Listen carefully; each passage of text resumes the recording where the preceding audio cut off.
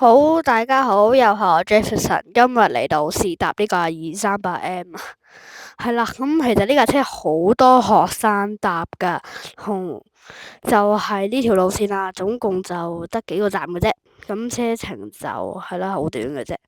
咁我哋架車話時話就已經嚟啦，但係其實我哋未開車嘅，但係已經好多人等緊搭呢架車啦。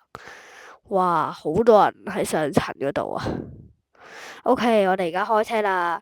我哋架車咧就會駛出呢個海濱花園巴士總站嗰度，跟住而家轉左，再轉左，出嚟呢度榮順街，跟住有個燈位要停嘅呢度。好，跟住我哋而家咧就喺呢個時間咧過咗1分鐘咧，就係啦嚟到海灣花園個站上咗18位乘客。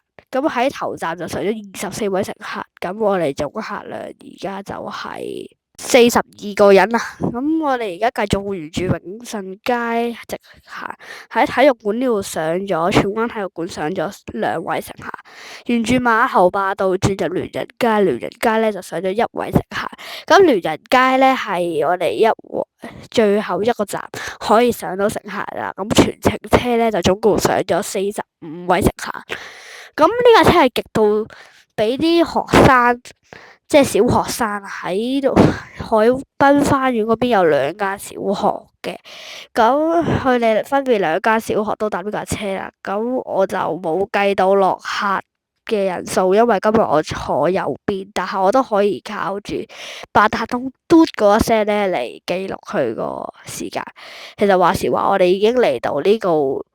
就嚟到站啦，轉咗就係啦，其實好。咁今日全程車就上咗45位乘客，咁你想象下每個乘客俾4個3個車仔45，應該都有賺嘅。咁我哋去到總站啦，哇，45位乘客，咁其實咧呢架車咧就唔算太耐嘅，時間都係16分鐘車程嘅啫，係啦。咁我就平時成日搭嘅呢條路線。好，我哋今集去到呢度，記得訂閱個 channel 啊，下次再見，拜拜。